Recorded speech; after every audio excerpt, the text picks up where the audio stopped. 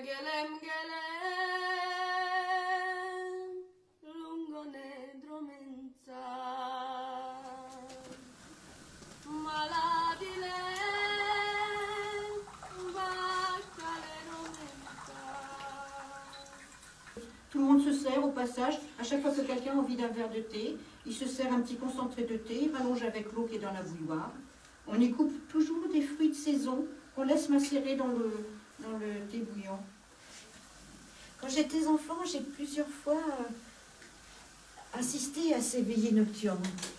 Je suis avec les autres enfants dans les édredons. Mais moi, je ne dors pas. Quand la bête immonde est arrivée et que les hommes sont devenus des loups, la plupart des Roms ont été emmenés dans les camps de la mort. Elle a toujours été tellement bonne avec moi. Plusieurs fois, elle m'a donné à manger et même quelquefois un petit peu d'argent. Il m'a arraché la bague des mains et il s'est mis à courir jusqu'au bout du monde. J'ai dit « Bolo, laisse, Bolo, attrape-le » Obéissant à son maître, le chien s'est précipité sur le géant et en quelques minutes, le campement est devenu un vrai désert. Il n'y avait plus que les chevaux qui hennissaient. Quelle est la poupée qui te plaît le plus? Derrière moi, quelqu'un venait de me parler et de me parler en romanesque. Je me suis retournée et je me suis retrouvée face à un jeune Rome qui me parlait. Mais qu'est-ce qu'il était beau! Mameliga, on te demande en mariage. Quand ma mère est rentrée dans la tente, elle n'était pas seule.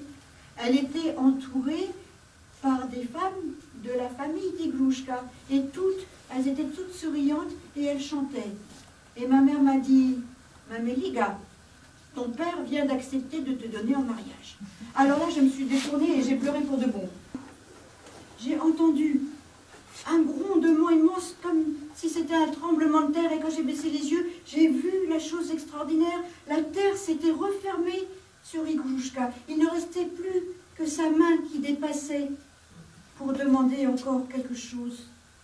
Il faudra peut-être que j'attende encore quelques années d'avoir une arrière-petite-fille, peut-être, de 7 ans, à qui je pourrais à nouveau raconter cette histoire.